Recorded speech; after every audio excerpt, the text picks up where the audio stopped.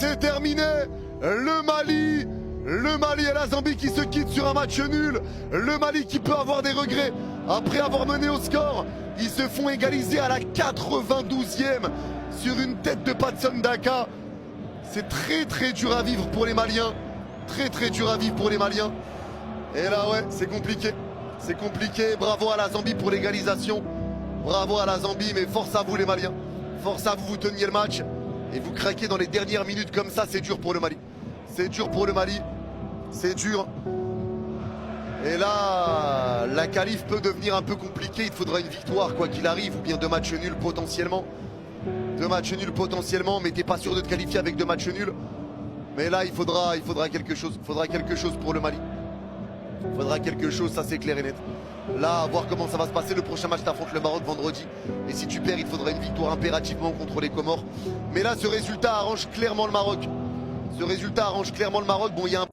Bon, par contre, on va le dire, toi et moi, on va très vite devenir copains. On va très vite devenir copains, je te laisse pas le choix. Tu vas devenir mon ami. Parce que moi, mon ami, c'est le football. Et toi, t'es football. Toi, t'es quelqu'un de football. Vous avez vu son match et plus particulièrement sa première période à lui. Non, parce que on m'en parle depuis longtemps de ce garçon. Hein. Depuis 3-4 mois, depuis le début de la saison avec Lens. J'ai vu quelques matchs, j'ai dit ouf, il y a quelque chose. Là, j'ai regardé encore. Là, j'ai dit waouh. En première mi-temps, j'ai dit waouh. J'ai dit c'est qui ce mec? Honnêtement. Mais il est monstrueux. Non, mais je vous le dis, lui, il est monstrueux. Il y a 2 mecs qui viennent au pressing, il fait des doubles contacts, il sort du pressing, il va faire une percée.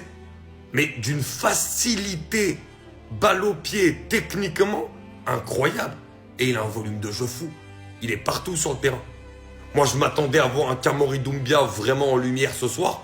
J'ai beaucoup plus vu Mamadou Sangaré, qui a été monstrueux, profil box-to-box par excellence, les passes exceptionnelles. En plus, il y a un truc qui me choque avec lui, il joue toujours vers l'avant.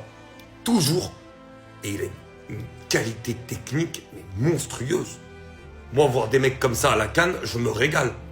Qu'est-ce qu'ils ont fait? Qu'est-ce que nous a fait le Mali sur cette fin de match contre la Zambie? Le Mali qui avait totalement le match en main, qui avait marqué son but par Sinayoko, qui en plus, avant ça, mettait de la pression et n'était pas impacté défensivement. Ils n'étaient pas inquiétés. Et dès qu'ils ont marqué le but, ils ont reculé. On a vu la Zambie qui commençait à devenir dangereuse, qui commençait à croire en ses occasions, et surtout en les ballons aériens, qui commençait à envoyer des centres, qui commençait à envoyer des longues touches, et qui commençait à voir qu'il pouvait être dangereux de ce point de vue-là. On a senti un Mali qui a reculé petit à petit, qui a laissé un peu plus le ballon à cette équipe de la Zambie, alors qu'il n'y avait pas besoin de ça. Il y avait juste besoin de continuer comme il faisait à 0-0. Et je ne sais pas pourquoi il y a eu ce laxisme dans le jeu, ce laxisme dans les efforts, où on a vu plusieurs fois que sur les côtés, les Zambiens arrivaient de plus en plus en fin de match à lâcher des centres et que ça pouvait être dangereux. Il y avait eu quelques avertissements. Et finalement, le dernier centre zambien s'est avéré dangereux avec le légendaire Patson Daka qui finalement égalise pour la Zambie à la toute dernière minute. Alors que ce match semblait totalement promis aux Maliens. Quelle erreur de gestion de la fin de match. Quelle erreur. Et il y aura énormément de regrets à avoir pour le Mali dans cette rencontre.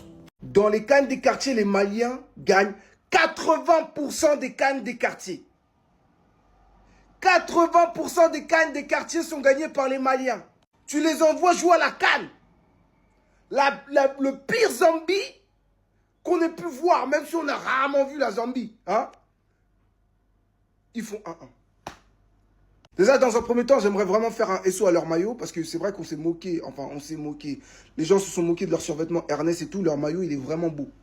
Moi, en tout cas, je trouve vraiment leur maillot incroyable. Mais on dirait, et j'ai l'impression que cette CAN va être la CAN des gardiens. 2 pénaltys en 2 matchs, 2 arrêts des gardiens. Malinx le lynx. Mais revenons à nos moutons. Je pense que le Mali doit faire appel aux mecs qui jouent les CAN des quartiers. En fait, dans ma tête, je n'arrive pas à concevoir et comprendre comment les Maliens peuvent avoir autant de talent et toujours flop comme ça. Moi, c'est un truc dans ma tête, c'est incompréhensible. Tu vas dans une CAN, si c'est pas le Congo, si c'est pas la Côte d'Ivoire, c'est le Mali qui remporte. 80% des CAN en Île-de-France, c'est le Mali qui remporte. Mais gagner un match loupard contre des Zambiens, ils n'arrivent pas. Et incidence au classement. Parce que tu vas jouer la Comore et tu vas jouer le Maroc. Et rien ne t'assure de terminer deuxième maintenant.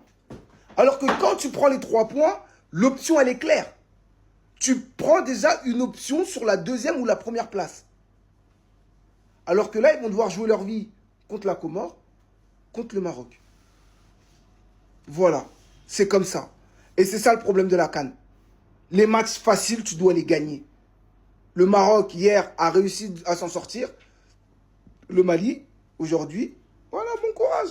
Toujours la même chose. Quand il faut choquer, il y a toujours la même équipe. Non, le Mali. Vous voyez, en fait, c'est ça votre problème. On vous a vu soudé lors du match. Une domination nette par certaines individualités qui ressortaient. Un buteur en continuité de ce qu'il propose en club. Mais à quoi bon?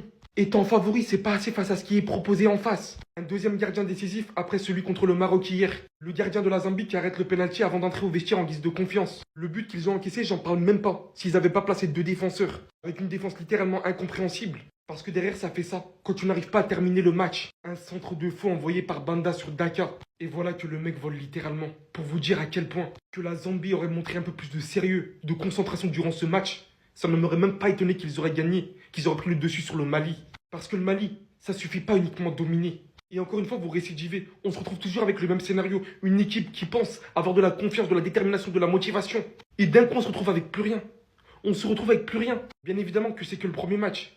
Mais là, c'était le moment parfait en fait. Pour bien commencer, bien entrer dans cette compétition.